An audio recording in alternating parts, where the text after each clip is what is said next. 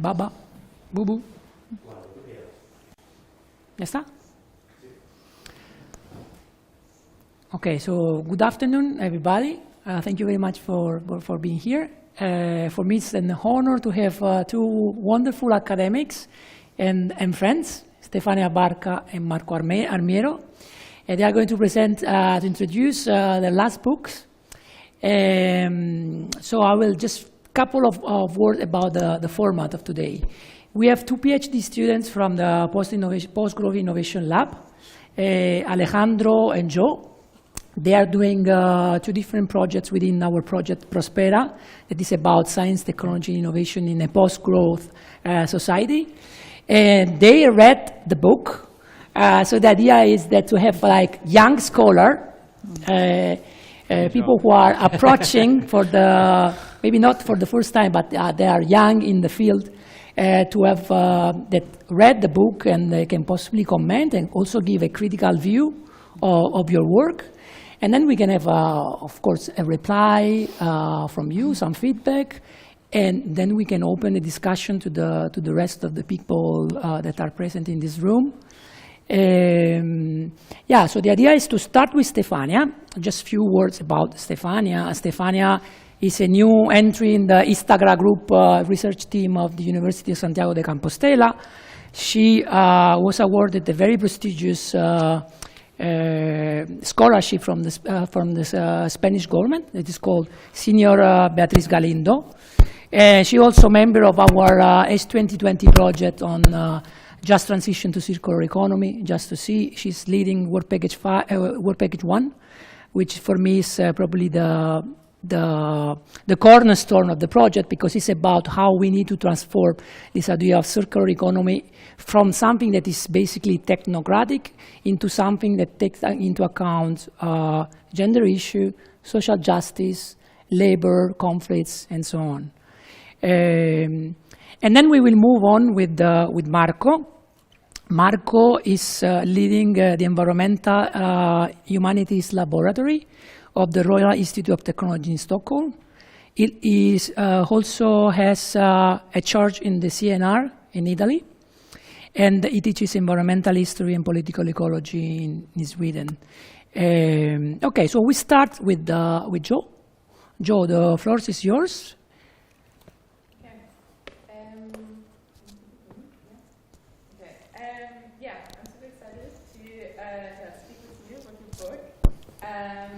Yeah, kind of, I'm going to start with just sharing a few kind of like a synopsis of the book, and then we can launch into the discussion. So from my reading, I understood it to be sort of in like two parts, where the first you introduce the concept of the Anthropocene. So the book is called Forces of Reproduction. And yeah, so you kind of start with specifically mentioning the UN summit in Rio, where a video was shown that celebrates this concept of the Anthropocene, and very much kind of, you know, still being celebrated in some spaces, and obviously, as you very much share in your book, definitely not in all spaces. And so this video of the Anthropocene celebrates these like so-called productive forces like technology, industrialization, fossil fuels, and global trade as these drivers for human health and well-being and prosperity or security. And so the story kind of starting with the Industrial Revolution in England 250 years ago, and then specifically from like the 1950s with economic growth, very much like pursuing, you know, globalization, trade, and markets, all under these banners of civilization and progress and well-being, or at least that is like the dominant narrative. And you very much quickly go into the critique of this, and you know, in various ways, kind of looking at like this narrative of even like we as this Anthropocene that's very much kind of shown in this video and celebrated throughout. As, you know, like we, the benefiters of the Anthropocene, we as the, you know, all arriving in the Anthropocene and having benefited of it, and you kind of, you know, quickly go into this like, well, we are also the people who are at the peak of resource extraction, experiencing ecological breakdown. Maybe we are not all the benefiters of, and maybe, you know, not all of us are equally the enablers of the so-called like benefits or of the production forces. And so you also, I mean, beyond the UN climate summit that you mentioned or that you start off, you also go into other kind of formats like the planetary boundary frameworks, where these or other spaces where kind of that are not 100% maybe in the capitalist modernity framework, and critique it a little bit, but still hold on to these like, well, with a bit more technology, or we just have to change a few things, but we don't actually have to go very much to the roots of what actually the Anthropocene is based on. And so I think this is maybe more the second part of the book, where you very much critique or go into the roots of the climate crisis. And you mention 4 parts, and that is colonialism and racism, sex, gender, class, and species, and the human-nature connections. And so when we start with the colonialism-race relations to the Anthropocene, the book kind of highlights how so much is based on colonization processes, indigenous genocide and racism, and kind of building on indigenous scholars and others who have kind of shown that maybe it didn't just start with industrialization 250 years ago, but actually it started with colonization 500 years plus, and is so much based on like resource extraction abroad that has enabled progress in, for example, Western societies, this concept that Western societies are the right people and have the right understanding how to live. And also, I mean, when we look, I really found this term really interesting that you put forward, the like Plantationocene, where this era where slavery and the displacement of people to plantations was also the creation of monocultures, how it shaped land, how it shaped people, obviously, and how so much of that is still, upheld in how we live today, how we profited off it, but also, how still agriculture or the land has been shaped. And so you also mentioned the environmental justice movement that was born in the US a couple of years or decades ago by Black, Indigenous, and people of color living at the front lines of the climate crisis. But then you also, beyond kind of those stories of violence, share very much like the resistance and the way that these people and the land and the practices are the forces of reproduction and have enabled so much progress. And this is where I guess the master narrative comes in, that completely erodes this side of the story, but claims all the progress and victories that are enabled by so much violence. And then the next project or chapter is about sex and gender relations. So I'm going to keep it a bit short on the unpaid labor, just because I think a lot of people maybe here in this room kind of know that so much throughout history, women doing so much work were unpaid labor. And you call women the large majority of the global proletariat, as the dispossessed and being appropriated by capital and capitalist institutions. What I found super interesting is that you looked a lot at kind of the hegemonic like masculinity of capitalist modernity and like the Anthropocene, and I think this is something that I hadn't come across so much in the discourse around the Anthropocene, that how masculinity is very much tied to fossil fuel extraction, not just how we kind of see those jobs maybe as like attached to men and doing those jobs, and then like maybe women doing more also like earth care labor, at the moment also in some ways being romanticized as yes, the front line of fighting the climate crisis, but also how we still attach those gender relations to those binary genders. And then how you dive into this like queer theory and queer ecologies, looking at actually rejecting this like heteronormative understanding of gender binaries. And I really enjoyed this term of making kin, like this invitation to look beyond the binary and learning from non-binary and more than human perspectives, and thinking of like femaleness as non-exclusive to reproduction, and masculinity as not this just as a breadwinner, but also not as the sole person who can tame nature. And I think this was really I found this like such a fascinating snippet. And then looking at class, you very much kind of like highlighted how the Anthropocene and this video that some of the book is based on is kind of the storyline of like, well, we're all in this together. There's no class issues here, and also social inequalities aren't the result of the Anthropocene, if at all, it's actually being addressed as the Anthropocene, which when we look at like neoliberal forces and how austerity policies kind of are attached to that, is not true. And you also kind of make the point how like the English Industrial Revolution itself is so much based on production and working class and private ownership, turning the commons into ownership. And so I found that super interesting, and you brought in the perspective of a worker and like his poetry, highlighting kind of through like this creative way kind of stories how so much, and I know this from my own like reading, but also being an activist in the environmental justice kind of movements, that classism is such an underrepresented topic, and maybe it's because of this like image of like the white male that is so much attached to this narrative of the Anthropocene.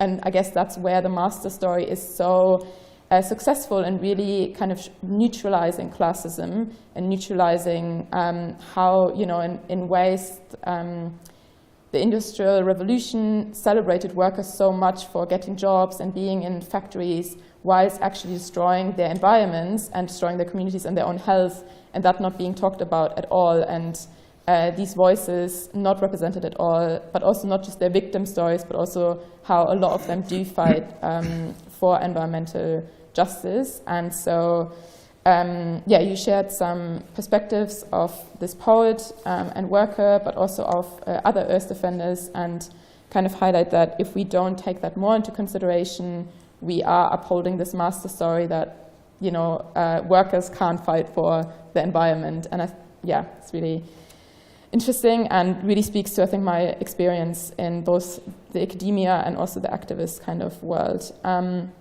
And then, like, lastly, you talked about species and kind of brought together how these different narratives of, binaries like man and woman and white and othered kind of also come together in this relation to, like, the non-human world, how there's so much of this narrative of, well, we can tame nature, we are entitled to all of this commodification of, the non-human world, and how I guess that is just like, that humans are the ultimate species. And you kind of turn to these notions of kin, of multi-species eco-justice, and I really like this term of forestcenship. So rather than citizenship, which is attached to a nation and a state, you this concept of like forest citizenship, that you're more connected to the more than human world. You're connected to wherever you live and attached to your community that includes non-humans.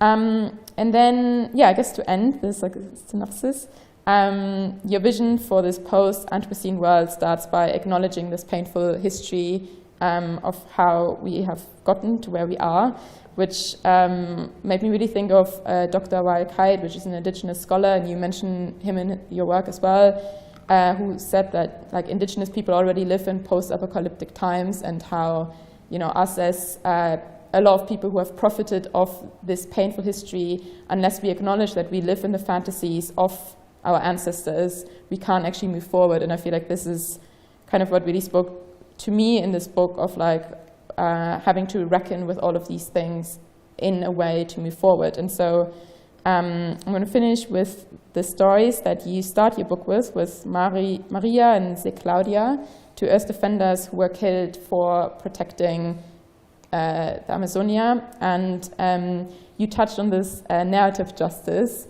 kind of new stories, I suppose, that we tell to undo the master stories and to undo the Anthropocene. And and I guess I wondered if you want to speak a little bit about that, or just in general give some thoughts on what I just said. Yeah? Yes, sure. Thank you so much. I think you gave a perfect synopsis of the book. So I will follow your lead and start introducing Maria and Claudio. So they have been really the reason why I have written this book. So Maria and Zé Claudio worked in Brazil.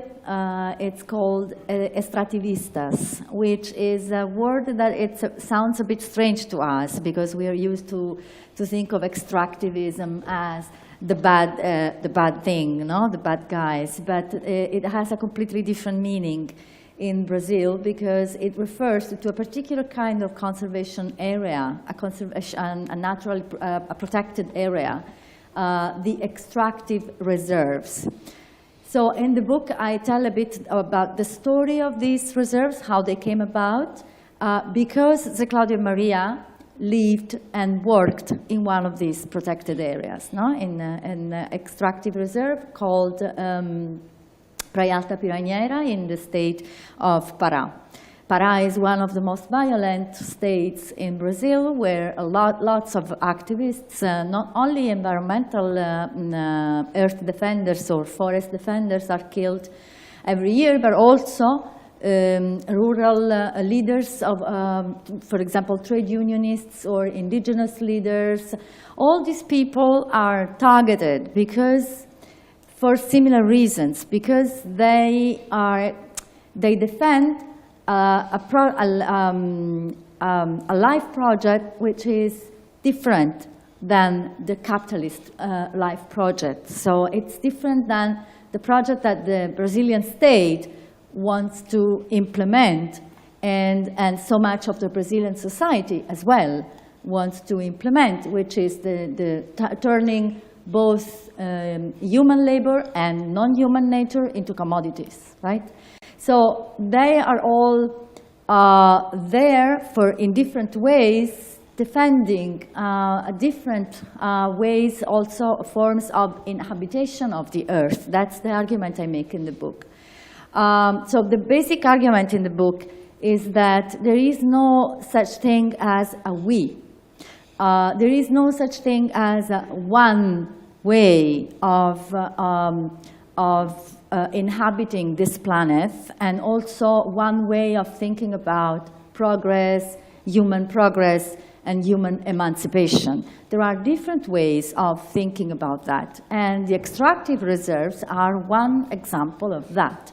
Extractive reserves were born out of struggles from social movements. They were born out of a struggle from a coalition of social movements, of social forces, of what I call the forces of reproduction.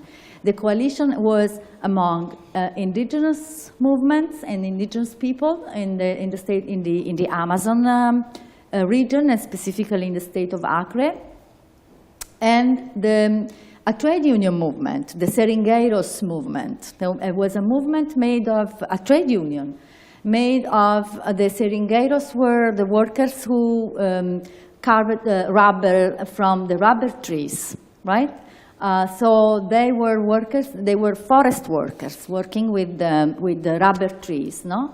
But they were waged workers. They were working for the owners of the rubber forest, the so-called rubber barons, because these people had really a lot of power as big landowners, and also as the masters of these workers. They had life and death power over these people. So the extractive reserves was born out of social struggle for social justice and for environmental justice of these people they had different identities. They were not the same people, they were different, but they were allied.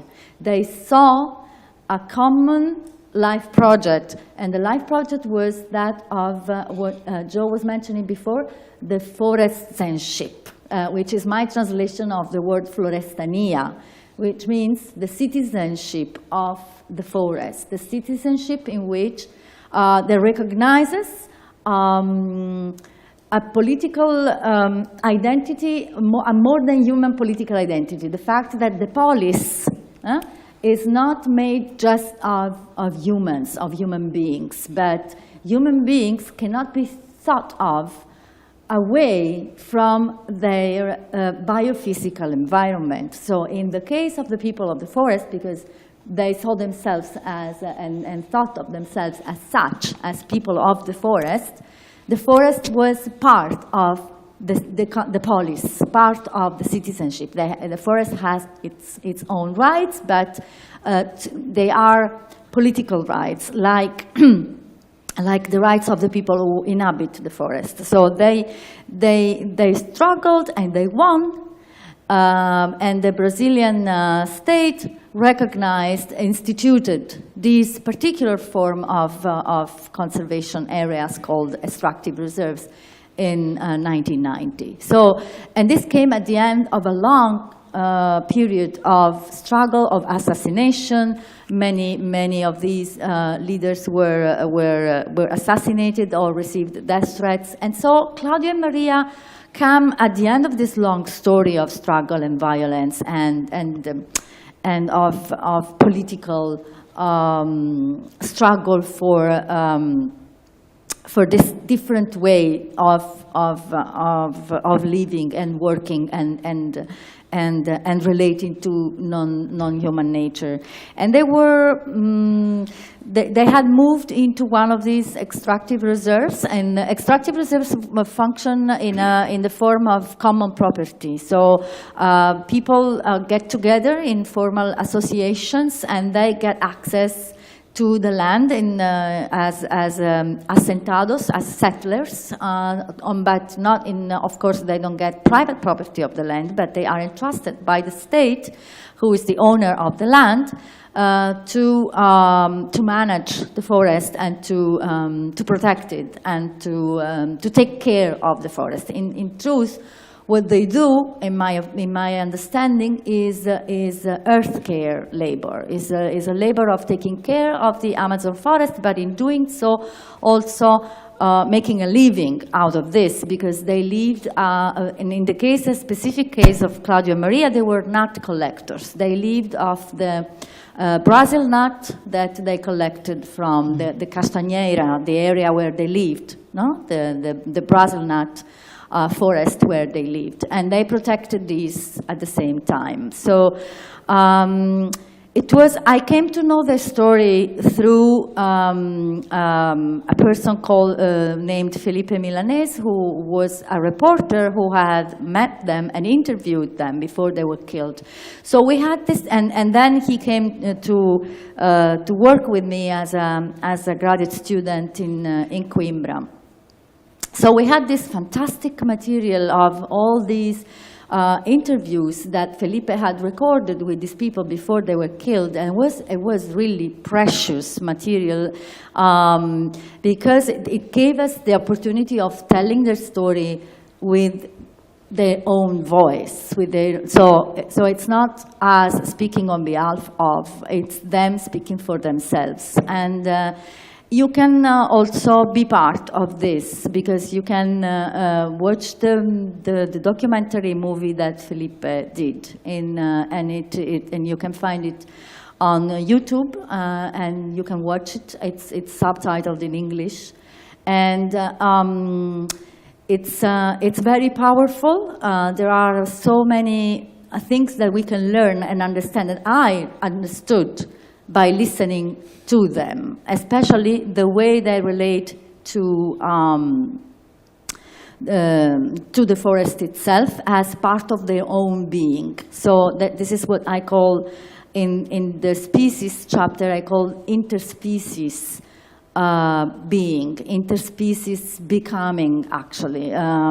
So as a political project of becoming something different through this interaction with the forest, with the castagna tree. Well, I don't want to take too much time. I don't know.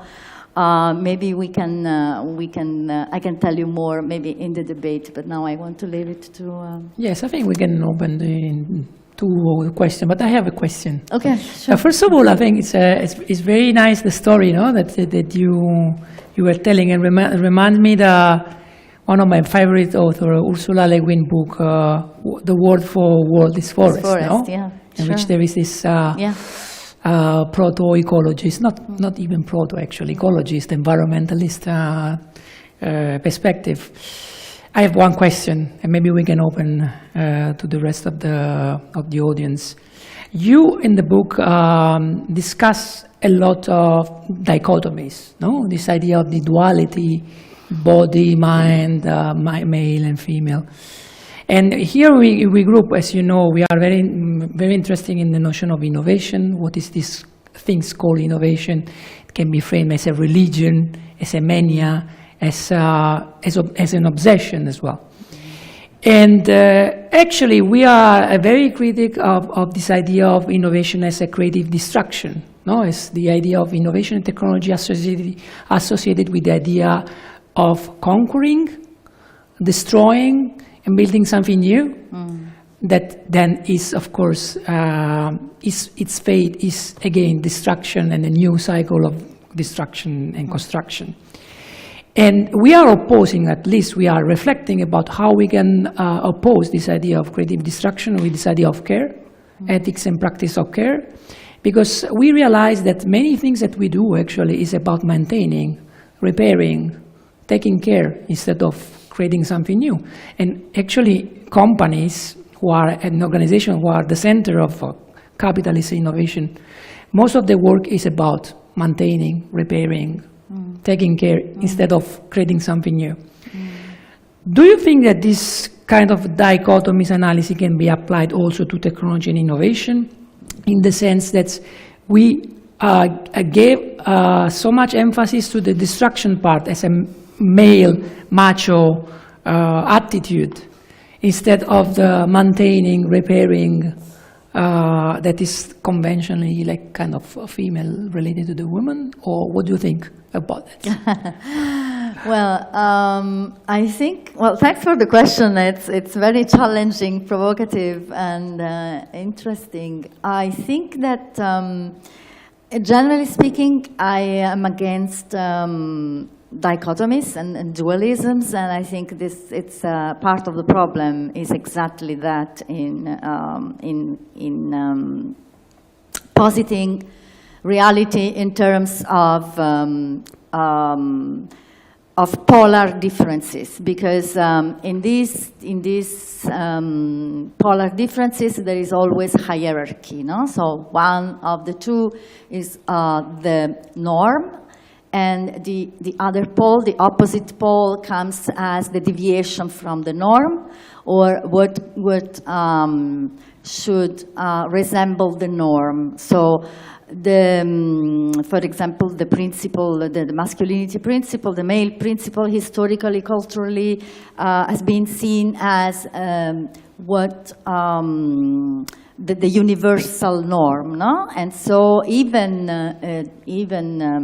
gender policies or mainstreaming gender has been thought in terms of taking women closer to the male ideal, no? So to changing the female principle into something more similar to the male principle. So, of course, that is very problematic because it's just reinforcing, no? The dualism, the dualist thinking, and this is not my thinking. This comes from ecofeminist philosophy, and and specifically from one ecofeminist philosopher that I use a lot in the book, that is Ralph Plumwood. So all this theoretical premise to come to this technology innovation question. So we could say that in the book I kind of suggest that there is a dualism between production and reproduction, because in speaking of forces of reproduction, you may think that I'm saying, okay, production, there is production, industrial production, and destructive creativity, the creative destruction, which is bad. And then there is reproduction and care, no, and which is all feminine and all good. Okay, so no, that's not the message I want to give. The reason why I use this term is because I wanted to emphasize the fact that reproduction is not just something that lay in the background as some natural thing that, that nature and women do by their own nature, but it has historical agency. It's a subject of change, of human progress. Defined in terms of ability of realizing human potential. And to me, Claudio and Maria, and like many others like them, are examples of how taking care of non-human nature in a non-productivist, non-industrial oriented way is also a way of realizing human potential. So it's the very essence of what human progress, we should understand human progress. So I wanted to emphasize the fact that there is potential for change in reproduction. This is a message that I wanted to give. That said, I think that, possibly responding to your question, what the meaning we should give to innovation should be as a coalition of productive and reproductive forces. Mm-hmm. So it's not like we have to get rid of production altogether. Also, in truth, a lot of materialist, ecofeminist scholarship has argued that what we call reproduction is actually production, it's the production of life, no? It's the production of new life. So there is nothing more productive than that, right? So in this sense, yes, we have to challenge this distinction and think of human progress and realizing of human potential as something that keeps production and reproduction together. So what is bad is not production per se, is the imposition of capitalist logic or patriarchal or colonial or even human supremacist logics on production. So it's a particular... I think it's crystal clear, And of course, there is always the reflection that creative destruction is not bad per se. For example, we need new disruptive innovation if we want to, for example, replace fossil fuel, for example. So, yeah, in this sense, I totally agree. I wanted to, launch a stone in the pond to open up the discussion on innovation and technology that is very much skewed on the productivist part. This is very evident. Okay, I think we have a few minutes for questions from the public. Yeah, so maybe we take like a couple of questions, or you? Anybody else? No? Okay, Elisa. Hi. Sorry. Okay. Oh, right. Okay. Okay. I come from my name is Elisa. I'm also part of the team. I think you've maybe met everyone but me. I come from a field of more than human geographies where these ideas of care and idea of care and relational ethics are very frequently evoked and so on. I'm just curious what it looks like specifically in the context of forests, because I've recently been thinking more about care and this tension of care and control. And so what does that mean for taking care of a forest, and if that's necessarily always the best way of framing the kind of interrelation? So I'm curious about like the specifics of this care work or care work that takes part, and to what extent it is care work that is done in the service of, I don't know, continuing to be able to use the forest on the long run. So I'm interested in that kind of tension. Yeah. Maybe there is another question. We can group the question. No? Okay. Okay, I'll try to be very brief.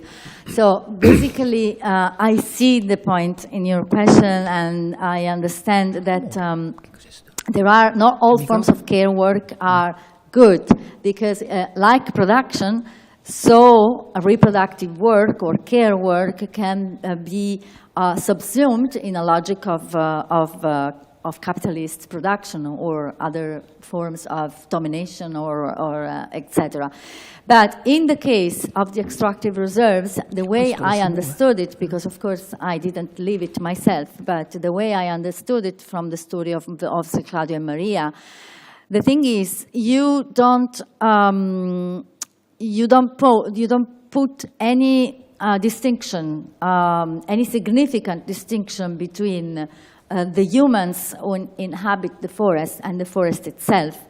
So the fact that humans need the forest to survive, to make their living, it's not shameful. It's something that has to do with the human nature itself, and seeing humans also as part of the biophysical environment. And humans cannot survive without the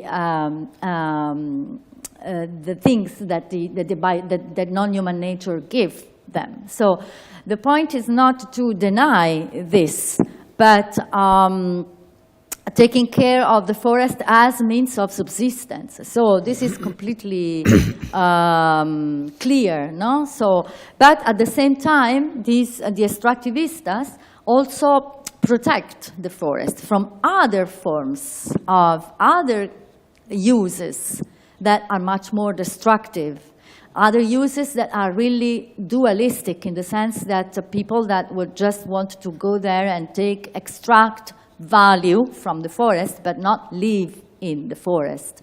So the fact of living in the forest, that's why they see themselves and call themselves as people of the forest. No? The fact of being there or living there, or making a living, a life project with the forest is their answer. No? So yeah, I hope this is a clear enough answer. And then maybe to add something to your answer. It's also like a very practical caring activity. I remember I lived almost two years in Bolivia, close to the Amazon region. And once I was like working in what it was supposed to be primary forest with native people. And they say, you see this forest? This is classified as primary, so untouched forest. But this is not really true, because my grandpa planted that tree, my auntie planted that one. So they actually like taking care of like a gardening activity. And it can be like, can seem, so maybe if you think about this, like it's impossible how did they manage to like so vast amount of areas. But there is a lot of like real like gardening in the forest. So when they say, are we taking care of the forest, it actually means practical things. Planting plants or protecting areas from animals or from, you know, like doing some active work on the forest. That for us, modern people living in the city seems like something like, oh no, we should like protect, leave this, the wilderness in untouched. But this is not the way the forest people see. I don't know if you have the same kind of... Yes, no, of course, it's exactly that. Of course, the forest can live very well without the people. So the point is not that without these people, nature would not thrive. Of course it would. But the point is that the planet is full of humans, right? So we humans have to think of conservation of non-human nature in a relationship with us. We can't just think of separating, because the separation is also a violent process. And so that's what the extractive reserves are. That's why extractive reserves are an alternative form of conservation. Yeah. Yes, and definitely like more socially just. Yeah. Form of conservation. And we see here in Galicia with the eucalyptus, no? The eucalyptus is like a classical case of removing the possibility from local people to extract resources from the land, because actually in eucalyptus forests you cannot extract anything. Yeah. Do you have a question? Oh, you see. Please.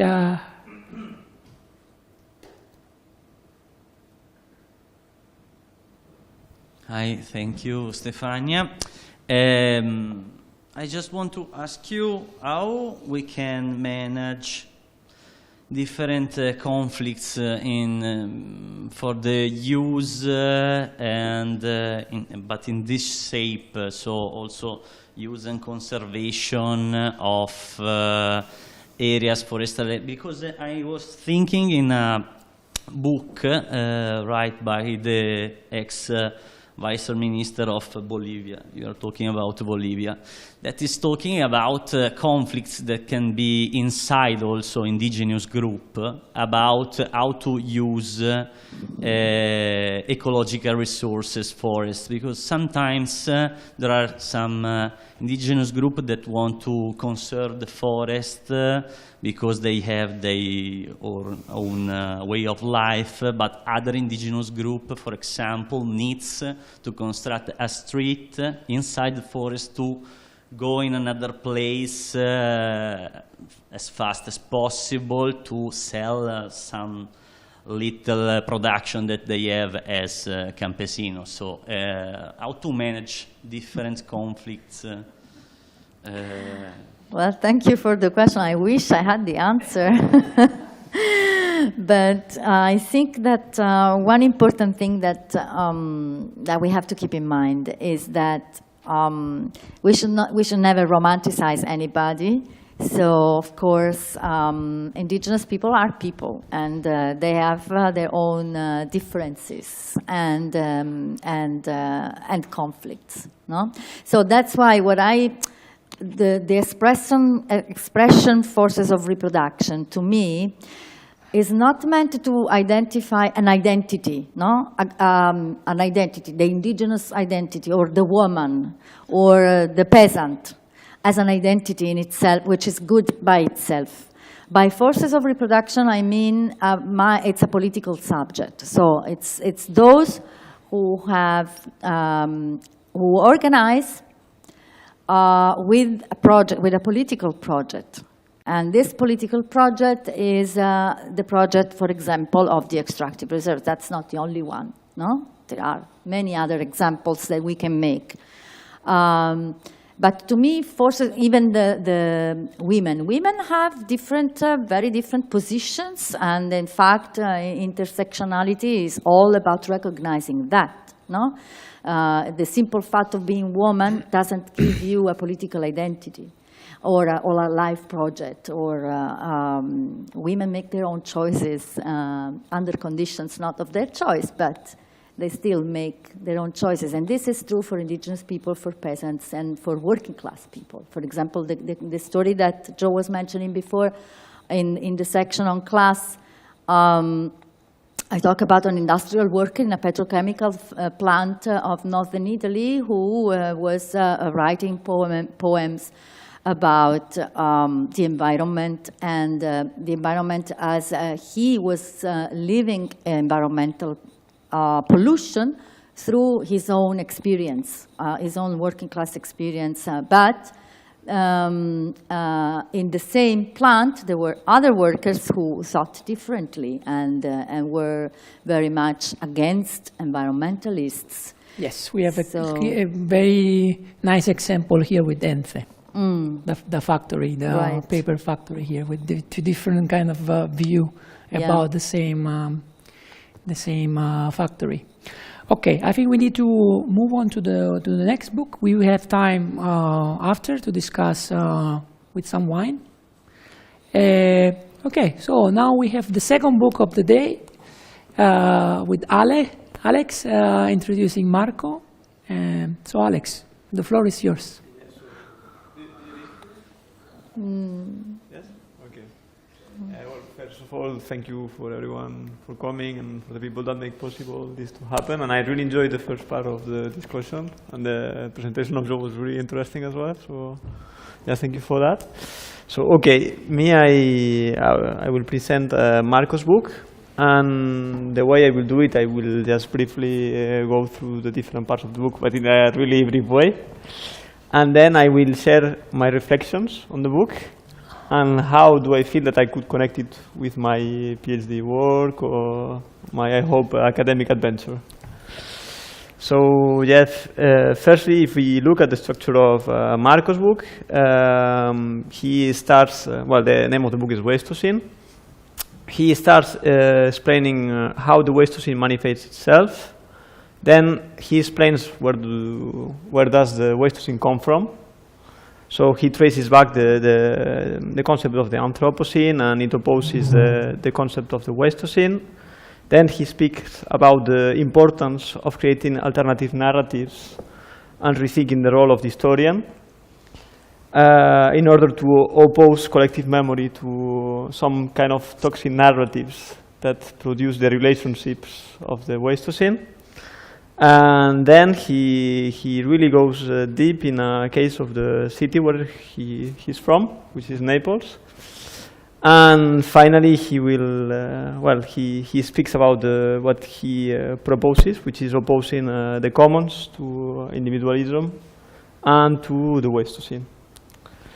So yes, so firstly, when Marco introduced the term Wasteocene, the first and most important thing is that he presents waste not as an object, but as a set of socio-ecological relationships that aim to reproduce exclusion and inequalities.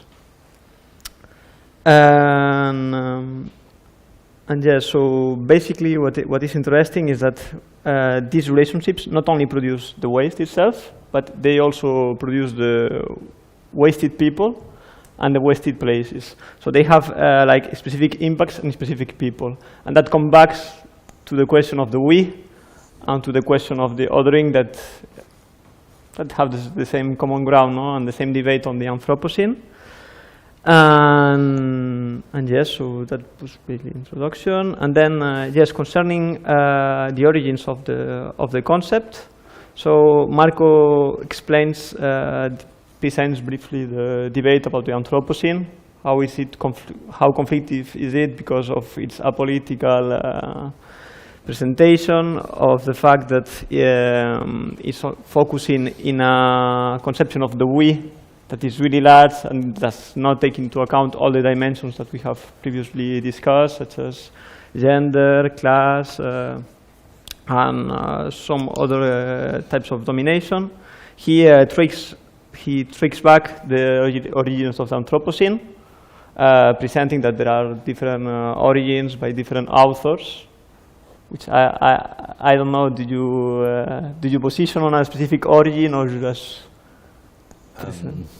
I like the Orbis hypothesis. Okay. Yes, which was basically the one that Stefania said. Yeah. Yes, the one about. Well, maybe you can present it briefly what it is to make everyone. Sure.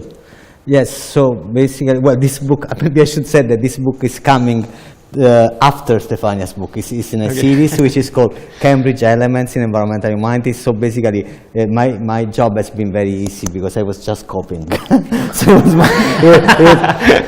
it was much easier. And but you know, joke apart, it's true that in the conclusion of the book, I do believe, speaking of creative destruction, that academia is also a lot about creative destruction. You must say that you have said, you are the first one who said something, otherwise it doesn't matter, you are just, you know, doing not path-breaking research. Well, I disagree. I was not doing path-break research. I was just building upon the work of many others, including Stefania's, but many others.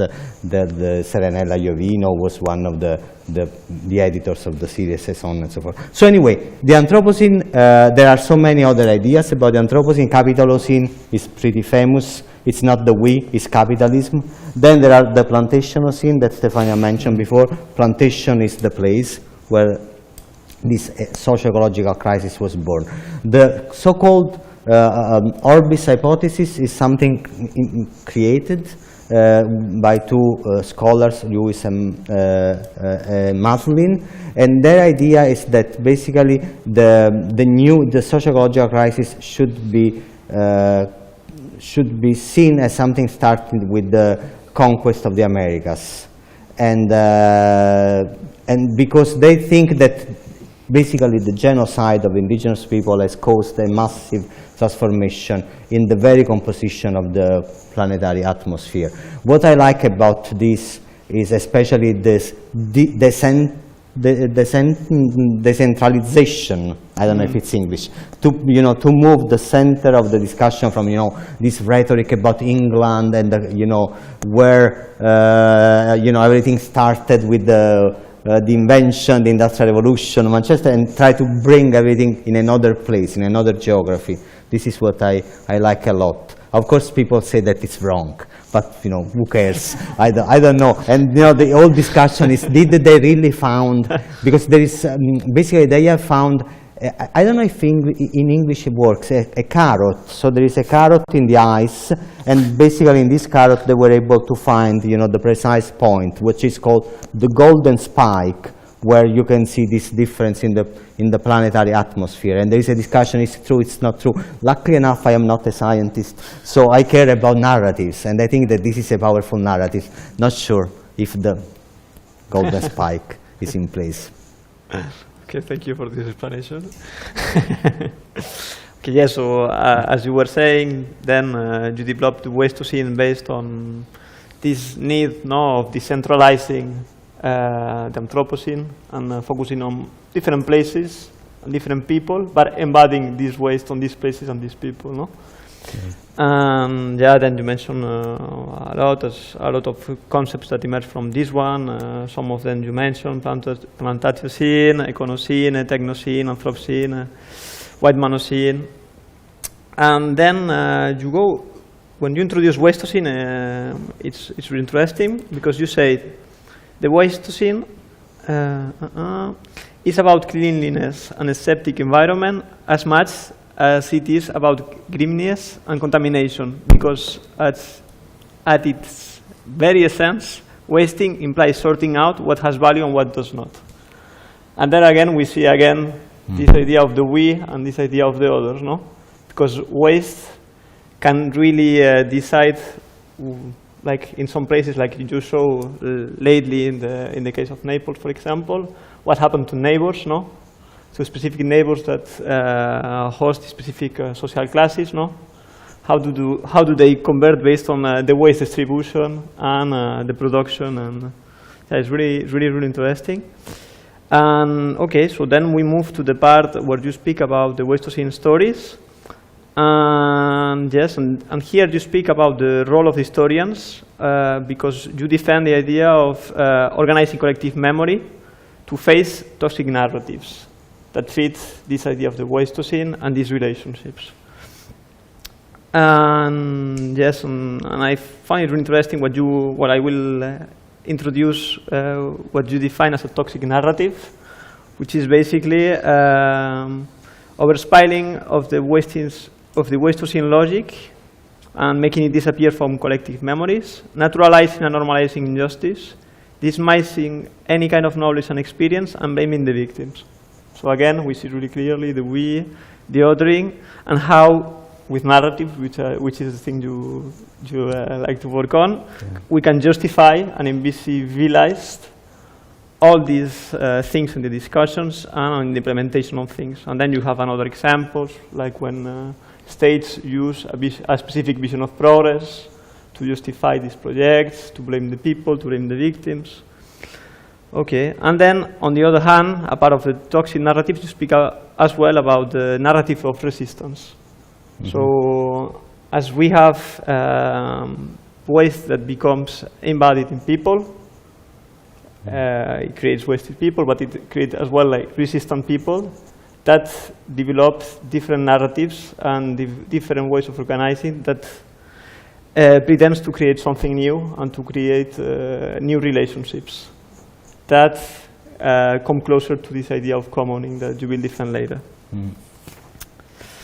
Okay, and then the fourth part, you speak about Naples, and I find it really interesting, and I found it really good because me, I'm not I will speak like personally, and I like the way you write the book when you kind of see how waste is embodied on your own body, right? So Marco explains all these ideas that he's developing, not only by speaking about what happened in the 18th century in specific real extreme cases, but as well he speaks about his cousin. He speaks about himself having COVID. And I really believe in the potential of stories and about stop not only bombing people with data that is kind of impersonal, and that has a really kind of big distance with people, and working on these stories. That really, I don't know. I really felt for example, that the way you explain the waste problem, which come back to the capitalism problem, could be something that I can share with anyone that is not sensibilized in my family or with friends, and it could be easily to understand, and the potentially impact of the negative impact of this critique will be untouched. So I found it really important. And yes, you speak about really crazy cases, like the difference when the cholera and the epidemics happened in Naples, the war of garbage that happened in Naples as well, how people resisted, how people have even died by cancer, by different diseases. You speak about slow violence as well, not only direct, but slow, how to predict this slow violence. And yes, and then you conclude the book speaking about the sabotage of the Wasteocene.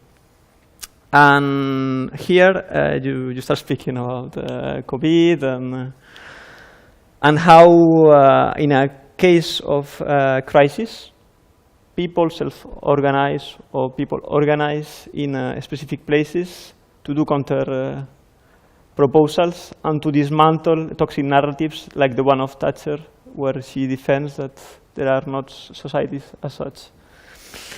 And yes, so I would like to start with sharing my reflections now on the book. I'm sorry it was quite fast and synthetic. I hope I didn't. So yes, so I have some questions that are related to the book and our work. So my first reflection is now I see the importance of seeing waste as a relation to create counter-narratives to new environmental mainstream discourses. And I really see a really interesting application of this waste as relation. For example, well, as the project where Bryce, Stefania, and Marion working with this justice, we can see that one of the main institutional promises in the European Union, which is the circular economy, presents waste as an opportunity, and with the objectives of increasing competitiveness, resilience, a more ecological economy, creating jobs, and closing circles in an anthropic economy. If I see the circular economy using the lens that you propose, I can see the circular economy as the Anthropocene, as an apolitical concept that does not question the we and the unjust socio-ecological relationships produced in wasting people and places. And we can see, as you explain in your book, that capitalism makes profit out of waste. And waste can be seen, as the mafia says it, as gold. No? So I really link it really fast, and I think it was really useful. So my first question on this is, could you give us your opinion of how problematic it is to see waste as an opportunity instead of a toxic socio-ecological relation? That's my first question. Am I authorized to answer this? No, you have a European Union project on this, right? He's not part of it. So. I am joking. No, well, I think it's a very good question, Alex. It's maybe I am not so theoretical. So let's go for a story. I am more comfortable with this. So in Rome, there was a case that I also tried to tell in the book. So there was an old factory which was a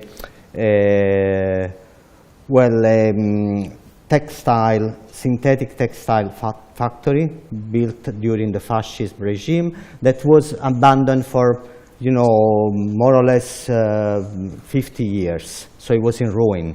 So at a certain point, somebody, an investor, decided to do something with this waste, I mean, a ruined factory abandoned in the middle of a big European capital is waste. So let's do something with it. And so they decided, I think that they were working on a shopping mall mostly. Maybe at a certain point they were also thinking to do maybe a condo, but at the beginning it was a shopping mall. So the idea was, okay, let's do something with this waste, with these ruins and so on.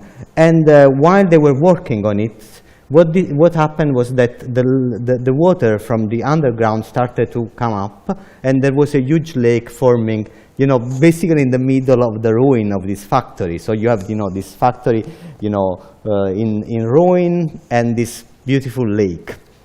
What is a little bit weird is that generally you think that the lake will have, you know, the trees, you know, mirroring trees and, you know, beautiful sky, and this lake is actually mirroring, you know, the remains of a factory. Now, why I am telling this story? Because you might say that this is actually a case in which we can do something with waste. Waste is a resource. We are, you know, going back to the waste. We are recycling the waste. It's good. Well, I think that, you know, recycling and, you know, making the waste, you know, basically extracting value to the waste is not what I am, you know, my political project. So, for instance, the community around this lake, they decide actually that they should have a park. And this park should be a green park for kind of working class, vast community around it. So they basically squatted, you know, occupied the area and started a long fight against it. So you see here, you have a different approach, because on one end you have, you know, giving value to waste, to the ruin on a factory. But, you know, giving value is part of the capitalistic way of thinking. The problem is not giving value, but the problem is changing the way in which we think about value. And for those people, for that community, value was starting a commoning process. And it's interesting for me to speak of commoning and non-commons, because the point was not only the lake, by the way, beautiful with the amazing birds in the middle of Rome, but the problem was the social ecological infrastructure making the commons possible. So it was a certain point people discovering to be a community because they were defending something together. So there was not a beautiful community waiting to be mobilized. The community was not there. It was, you know, people living their lives. The community was born on the barricades to defend another idea of value. And so in this sense, I am a little bit, you know, I mean, I agree with you. We can think of, you know, waste as a resource. And I mean, don't take me wrong. I think that it's important also to incorporate, you know, for instance, the externalities, to think in this way.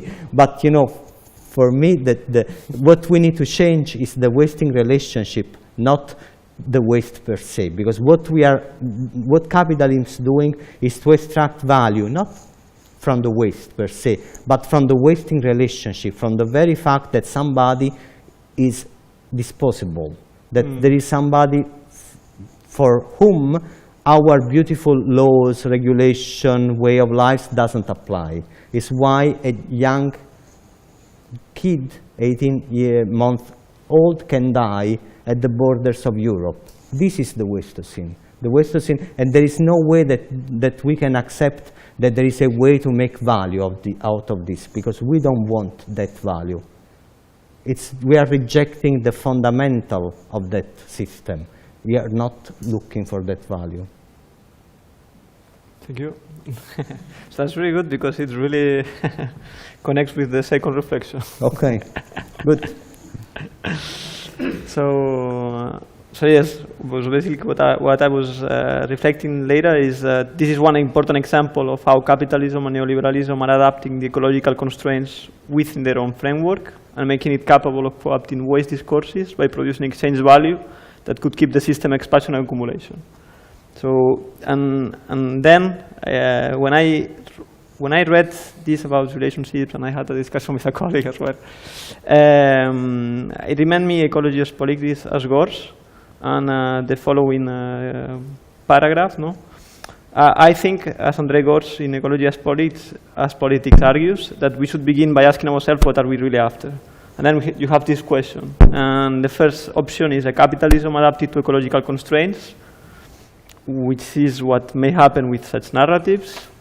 And then the second one is a social, economic, and cultural revolution that abolishes the constraint of capitalism, and in so doing, establishes a new relationship between the individual and society, and between people and nature.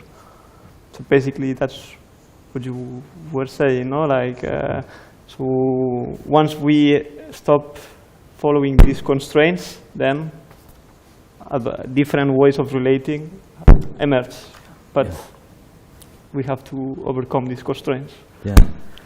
Maybe one thing, if I may, one thing I can say is that sometimes, I mean, I am speaking for myself, right? I don't want to generalize, but sometimes I think that my generation, people from my cultural background or political, you know, stance, we have been waiting for some kind of, you know, palingenesis, you know, some kind of, you know, global revolution that would have changed everything. And, you know, we are still waiting, I guess. And the last time that they really tried, it didn't ended up so well. So I think that what is interesting about the last chapter is to see these micro revolutions happening everywhere. So it's not so much let's, you know, organize. I mean, it's more like let's open eyes and ears and look at what is happening. Because everywhere there are, you know, 1,000 commoning experiences flourishing around. The fact that we don't see it, the fact that we don't hear to them, it's not because they do not exist, but because there is a very well-designed plan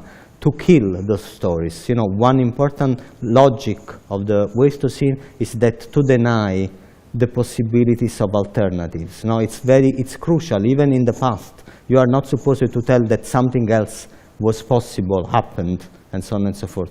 So in a sense, yeah, I mean, I completely agree. I am just trying to be maybe more optimistic in a sense, and also, you know, instead, as I have done maybe in the past, or people like me have done in the past, waiting for something that will happen and never actually. Thank you. Yeah, so I think I had a question, but you already responded to the question, so I will go to the last. Bad. So that's good. Yes, so I have a second big reflection, and this is on a different part of your book.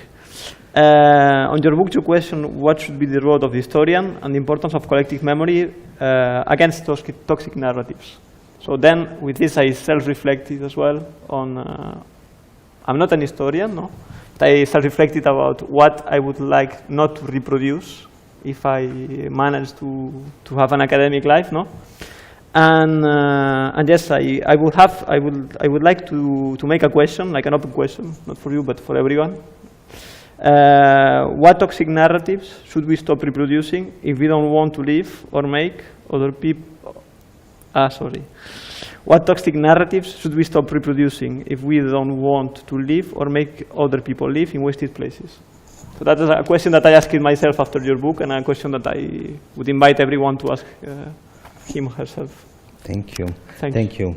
I mean, the only thing I can add, but I guess it's a question, as you said, for everyone. For me, maybe one thing that is relevant is to start looking for toxic narratives, because what is really tricky about toxic narratives is that, you know, sometimes they arrive with tanks and, you know, very strong repression. But in that case, you know, we might actually realize it. But what is happening most of the time is that we don't realize that, you know, everything around us is a toxic narrative, and we just don't see it. We don't recognize it. So for me, one important exercise is actually to try to see, you know, recognize the toxic narratives, because without seeing it, it's impossible to sabotage it. So in this sense, this is one thing. And the other thing that you also mentioned is to, you know, you said that in the book I am sharing a lot of my personal stuff. It can be, you know, my illness or whatever happened to me. And I do believe that there is a power in starting from ourselves. And this is something that I have learned precisely from, you know, feminist scholarship and practice, you know, that you are situated, And this is a big problem with historians. You know, they really think that they are after the past and the truth, and they forget that they are creating the past and the truth in the very process of, you know, unearthing it. So this positionality maybe is also part of, you know, this dismantling and sabotaging toxic narratives. But I guess we don't have an answer. I mean, the answer is in the question. So in the question, always, which kind of toxic narrative I am serving now? Which kind of toxic narrative is around me and I don't see it? Yes, I think one of the first toxic narrative that we are, at least here, most of us are following is the publish or perish kind of regime, no? That's in the book, yeah. Yeah. So the fact that we need to produce academic papers that are indexed in a list, and who decide the list, and you know who is getting profits and benefit from this gigantic machine that is supposed to label us as an excellent or non-excellent researcher. Yeah, it's very difficult to escape, I would say. Well, yeah, it's very difficult to escape. I think that you can. I mean, again, I truly believe in acknowledging your intellectual debts. I truly believe in the fact that you are part of a collective. I couldn't write this book without the collective of scholars, of intellectuals working on these things, and I hope that I gave justice to this. I also think that sometimes you need to also, how can I say, well, disobey. You need to disobey the, you know, academia regime and, you know, doing something different. But on the other hand, I also think that you need to be also smart and, you know, I mean, I really don't want to see any martyr. It's not, you know, to be a martyr, sacrifice, I don't think it's really what we need. Sometimes you can also camouflage. You can also, you know, try to be in academia and survive. And maybe this is connected with what Stefania said. What is more relevant here is maybe to make alliances. You know, if you are an individual fighting the system, well, it's interesting, but it's more heroic than really, you know, a revolution. What you want to do is to build network, to support each other, to create a different kind of academia. But, you know, I mean, to tell you the truth, I am completely, how can I say, I was saying something that is not so elegant to say. I am completely overwhelmed by contradiction and the fact that, you know, you are part of the system and you are, you know, pretending to do something different. I mean, it's, I think that, you know, whatever different I would say, it will be a joke. So, you know, I am part of the contradiction or discussion, hopefully trying to survive to those contradictions. Okay, I think we can have a last discussion if you have a question from the public. Yeah, Jacob.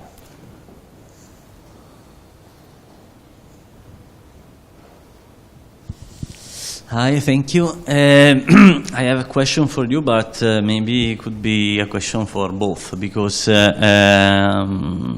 both your books start arguing that against the narrative of the Anthropocene, this technological approach to the question, technical approach to the question, and the fact that the narratives blame all humanity and construct this we were an homogeneous idea of humanity. But you, Marco, in your book said that really you know that there are scientists inside the Anthropocene working group that are not arguing exactly that they don't have some kinds of eco-socialist framework, okay, to analyze the question, but they are able to distinguish among the responsibilities, okay? And Jan Angus said that if we look at yes, all the people, researchers that are proposing alternative concept, not Anthropocene, have in common this argument that Anthropocene blame all humanity and so on. But Jan Angus said that that's not completely true. And maybe that the fact that Anthropocene is a concept that right now is kind of part of common sense, it's an opportunity to building a relationship between scientists, activists, and also to use this concept as a concept to construct a counter-hegemony, because it's already part of the common sense. And so this can be an opportunity, a political opportunity to construct a new hegemony, eco-socialist, eco-feminist, and so on. And so, what will you answer to Jan Angus, for example? Me, or should I start? Yeah, yes, I can start. Well, maybe you have. I mean, I mentioned precisely Jan Angus in my book, and precisely because I mean, for me, the point is not to build a straw man. I think it's English, and to build an enemy and say, okay, those are the enemy, and just throw the rock. I agree with you, and I think that the Anthropocene has already delivered something, because the fact that people have been talking about the Plantationocene, Capitalocene, or the White Menocene, and so on and so forth, is precisely even the Wasteocene, if I want to mention myself. But I mean, it's actually I think it's a good product of this debate. I think that the Anthropocene has already been very fruitful and fertile for us. The other thing I also said in the book is that I am not a big fan of the label. So for instance, Laura Pulido, she's an American geographer, she wrote a fantastic chapter with the title Racism in the Anthropocene, and she didn't call it racism in the White Menocene, which could work. She used the Anthropocene. So what I'm trying to say is that the point is not so much the label, but it's the message that we want to deliver. So in a sense, I am not so a big fan of what we are using. However, I might disagree a bit with Jan Angus in the sense that I truly believe that whatever is the argument, the narrative, the reasoning, I believe that Capitalocene has the power to make us to think about what is happening, and Plantationocene as a merit. Then I think that in the book I use this expression that those concepts were born within and against the Anthropocene. With this weird expression, I was trying to make a point, say that the point is not so much to say don't use the Anthropocene or you are a fascist. I am more thinking that the Anthropocene is a powerful concept, very fertile, because it's been able to mobilize so much energy within and against it. So I think it worked. I agree. Do you want to add just very something? briefly, Sure. the subtitle of my book is Notes for a Counter-Hegemonic Anthropocene. So I use the word Anthropocene in the title because, like Marco, I also think that the point is not to quarrel about a name. That said, clearly, the whole first part of the book is dedicated to demonstrate why Anthropocene is wrong as a concept, but for all the reasons that Joe was mentioning before. I just wanted to add one thing. So realizing how wrong is the mainstream concept that we are using is a powerful lever to counteract it and to make something new out of this awareness, no? The only thing I wanted to add is that I don't believe in this name game, also because I don't think there is one thing that we can choose as the thing that marks this era. not even capitalism. And here I disagree with Marco, in the sense that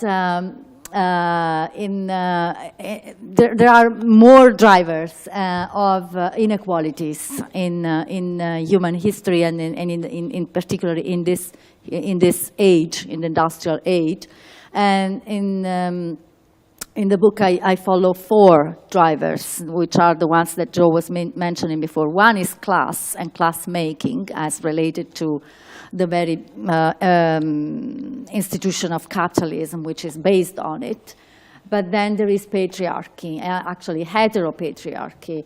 And then there is colonialism and racism.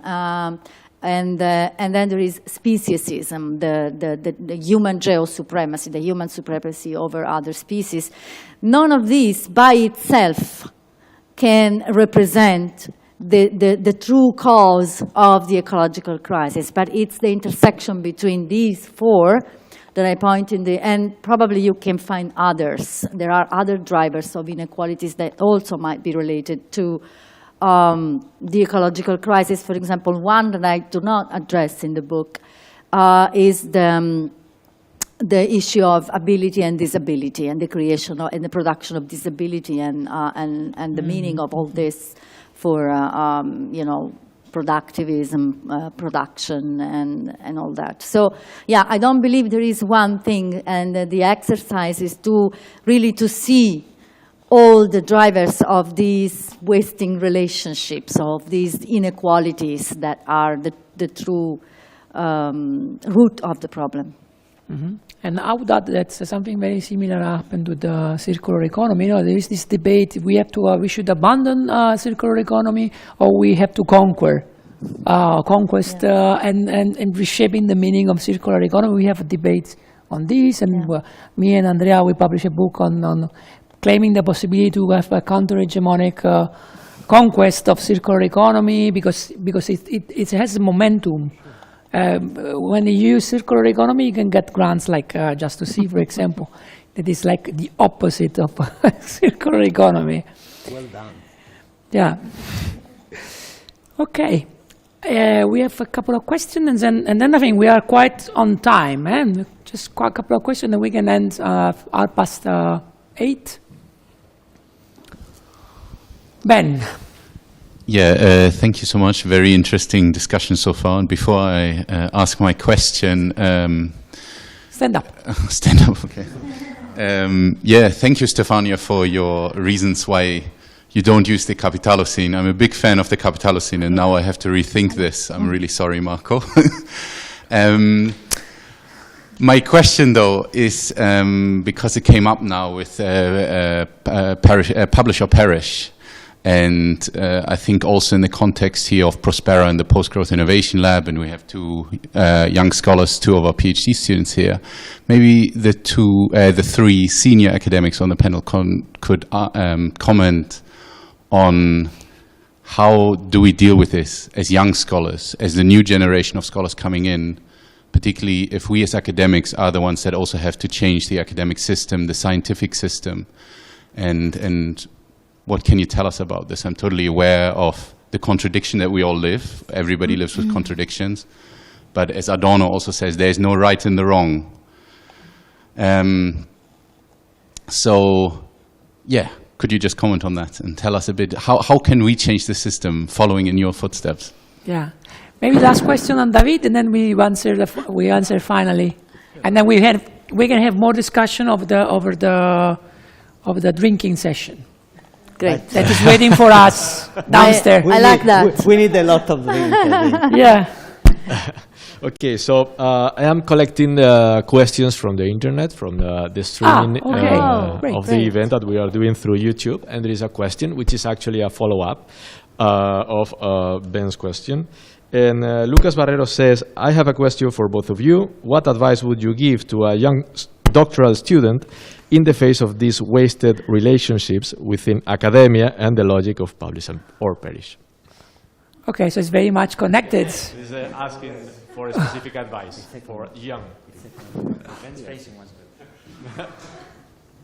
Stefania, do you want to have a go? Or maybe if you like, I can start. I don't know. Yes, please. Well, I don't know. Maybe I can tell you my experience. My experience is that I think that the publish system is totally nonsense. But at the same time, if we want to get a tenure in Spain or in any European country, you need to play the game. Okay, that means that I will do the minimum to get the level, the needed level to get into the academia. I will focus more on quality than quantity. And of course, if I'm forced to publish my best papers in journals that are indexed, I will give the possibility of downloading my work very easily everywhere. You know, this is the most that I can do. And at the same time, supporting alternative projects like Ben is leading a new project on the degrowth journal. So we will, they will publish a new, the first issue in the next months, supporting people who are struggling as well. So it's a sort of like juggling between like this equilibrium between getting the minimum for getting your tenure and at the same time contributing to alternatives. Because otherwise the result is being a martyr, basically. No, living, unless you are a genius, so you can publish your book, you are Einstein or working in isolation, that I think is no longer possible now because everything we do is a collective effort. And actually, I think that even the Nobel Prize is something completely obsolete. How we can give a prize to one single person when actually he or she is relying on a lot of people working for them. So this is, we need to really think on other ways of you know, identifying excelling in science, but at the same time we need to play the game. There is no other way. So there is no sense to do like some sort of immolation and say, okay, now I don't publish, I only publish in free PDF that can be downloaded on the internet. Yes, yeah. But you are also the PI of 2 projects where these people work. Yeah, that's why I'm very strong on say, I always repeat, have your best papers published in good journals, because this then will give, at least in this moment of your career, this will open doors and give you the opportunity to you know, to put your voice in these settings. So this will open doors for the future. So. Yeah, in fact, I wanted to say something along that line, in the sense that my experience has been, I come from a different generation and also different place. I mean, we come from the same place, actually. We're both from Naples. The 3 of us. There is a reason why we're here now and we're not doing this in our home city, no? So, because we come from an academia where high-impact publication did not matter at all. Is that good? I'm not sure. Because what matters if not high-impact publications? So the point is not just to dismantle this system, but also to think about with what do we want to replace it. We come from a place where people get selected to become academics through personal relationships, through different kinds of criteria that have nothing to do with your work, basically, no? Yeah, so doing peer reviews, the high-impact publications has been for us, I think, a way out of that system which was oppressive into another oppressive system which is oppressive for different reasons. So now what can we do now? I think what can you do, it depends on, of course it depends on the position that you occupy in the system, no? But for example, if you are at some point of your career, you might become a member of the editorial board of a journal. At that point, you could make some difference, no? Introduce changes. There are already some journals who do a different kinds of peer review. Or for example, open peer review, which is not blind, where you are openly, you the reviewer, are revealing yourself. And so this prevents from certain hidden, power mechanisms or other sorts of problems. But just for example, I'm not saying this is the solution. I'm just saying that being in this game at some level in certain positions allows you to try and make some changes. But I also believe that probably the answer here is not on the individual level. So what can you do is to get organized, basically. That's my at all levels. Because what we can do as individual researchers is very small. But if we come to get organized, which is what we don't do because we are all imbued within this toxic narrative of neoliberal academia, in which we are all individuals competing with each other. Even in this room, we compete with each other, no? So that's why we don't get organized, and that's why we don't actually struggle for a different academia. Okay. No, I would invite everybody to not compete each other, to cooperate. So I would invite you and Stefania to write papers with our young scholars, not with me because I don't need it, but with the postdocs and PhD. So let's cooperate instead of compete, at least us. No, well, I think that I will be very brief because I completely agree with what has been said, especially, Stefania and I, we are coming from the same, the very same environment, the same PhD program, for instance.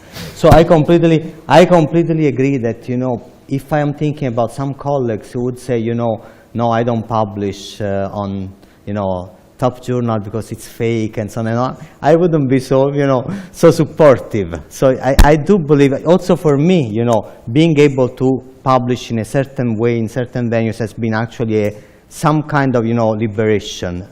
As strange as it might seem, and this book has been published in English before then in Italian. My book before that was rejected by, I believe, 6 Italian publishers, kind of, big record.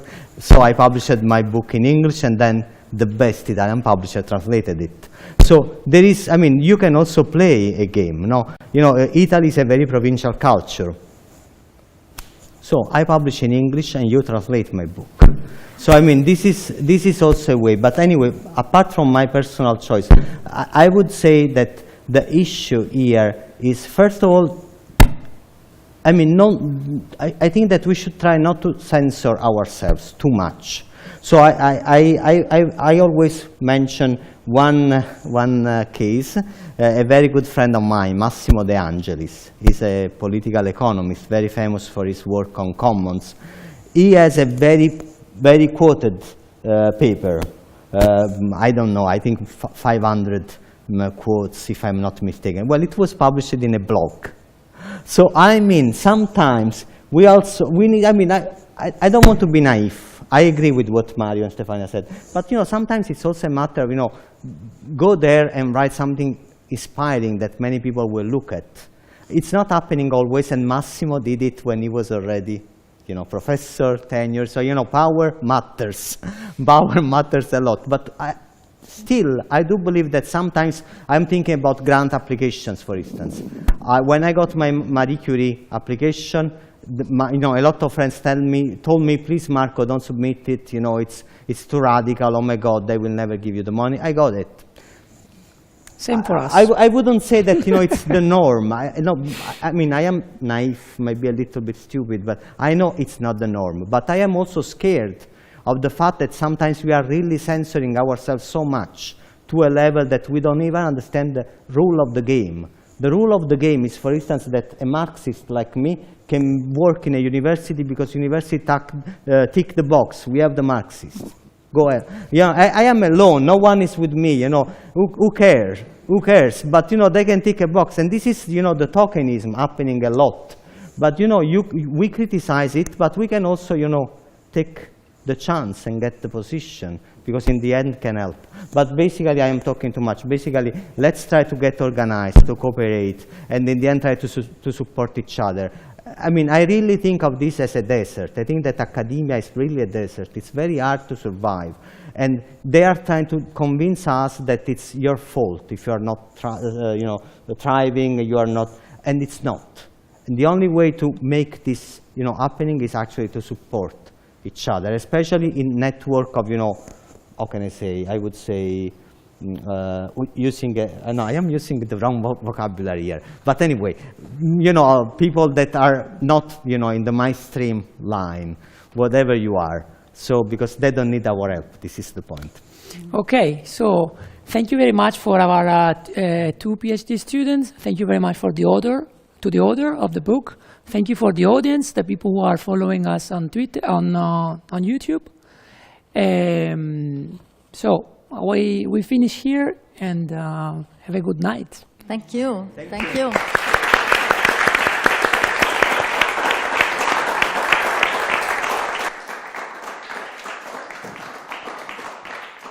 And now, where are the drinks?